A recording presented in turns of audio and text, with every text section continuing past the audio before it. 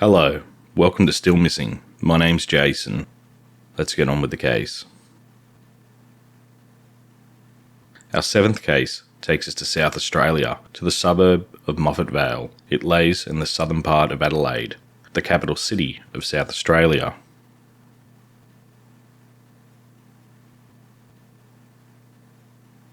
Rhianna Barrow was just 12 years old at the time of her disappearance on the 7th of October 1992.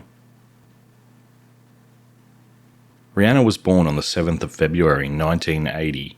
Her parents were Paula and Leon Barrow. She had a brother named Shannon. At the time of her disappearance, Rhianna's parents were no longer together and she was living in her mother's home with her brother. However, she was still very close with her father Leon, who lived in Queensland on the Gold Coast. At the time Rhianna went missing, it was the school holidays, and while Rhianna usually spent her holidays with her dad on the Gold Coast, this time she had chosen to stay home with her mum. Her brother was away on a school camp. That morning, at approximately 8:30, her mother Paula was about to leave the family home to go to work. Rhianna was planning to catch a bus to meet her mother later that day at the Colonnade Shopping Centre, which is approximately 6 kilometres from her home, to buy a Christmas card for her pen pal in America. Rhianna's mother had heard on the radio that day that there was going to be a bus strike, and went into Rhianna's room to discuss the change of plans. She entered the room where Rhianna was listening to music. Paula suggested, instead of catching a bus because of the strike, that she could walk to the Ranella Shopping Centre instead. This shopping centre is about 1.5 kilometres away, which is about a 20-minute walk away from the home. Paula then gave her daughter a kiss goodbye, and unfortunately this would be the last time she saw her. It is thought that Rhianna remained at the home until approximately 10:30 am, when she was seen leaving, walking in the direction of the shops. It's then said that Rhianna bought the Christmas card for her pen pal from the newsagent at 11:19 am. Rhianna was then sighted again between 12:05 and 12:30 pm, walking through the grounds of the Moffat Vale High School carrying a small bag, thought to contain the card. It was later reported that Rhianna at 12:30 pm was spotted walking along High Ray Drive, a street not far from her Wakefield Avenue home. At approximately 4:10 pm, Paula would return to the family home. The door was locked. When she entered the house, she was met with a record lying on the floor and the TV still on. On the dining room table was the card that Rhianna had bought for her pen pal, still there in its plastic wrap. And while Rhianna's personal belongings were still in the home, there was no sign of her. Paula would search inside and outside the home without success. She would go on then to knock on the doors of her neighbours, but there was no sign of Rhianna. Although Paula had hoped that maybe she had accidentally overstayed at a friend's home, she knew deep down that this was unlikely, and by 6 pm she had contacted the police. 2 days after Rhianna went missing, her disappearance was declared a major crime.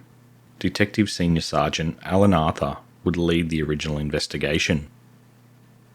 Police received hundreds of tips of sightings of Rhianna, but none were ever confirmed.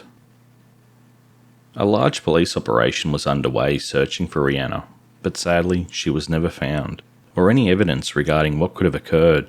There was no sign of violence in the home. This would lead police to believe that she was abducted outside of the home, or was lured out.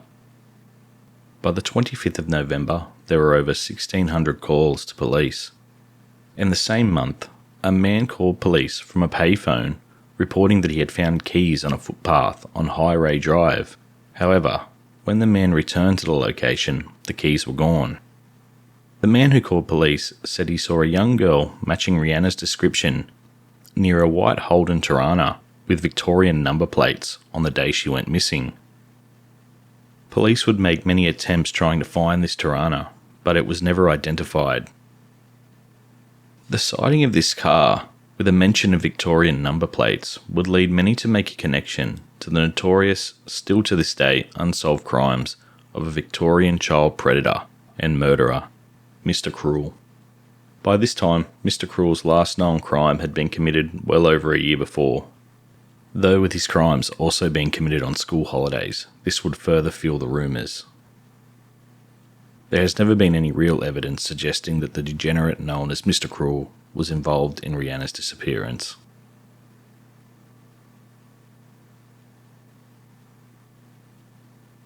It has almost been 32 years since Rihanna Barrow disappeared on that 1992 October day. Rihanna is still missing and presumed deceased.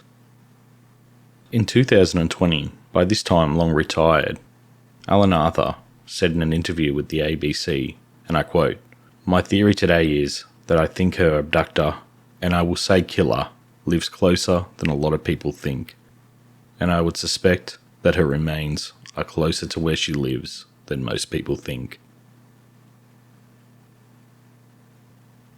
Rihanna Barrow was 12 years old at the time of her disappearance. If still alive today, she would be 44 years old. She stood 157 centimeters tall. She was of a slim build, she had blonde hair and hazel eyes. There is a reward of $1 million for information that leads to the recovery of Rihanna Barrow's remains, or for information leading to the conviction of the person or persons responsible for her disappearance and presumed murder.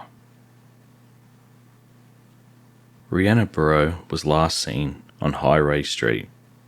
If you have any information regarding the whereabouts of Rihanna Barrow's remains or information about the circumstances around her disappearance and death, please call Crime Stoppers on 1-800 333 000. Thank you for joining me for Rihanna's case, another sad story involving a child.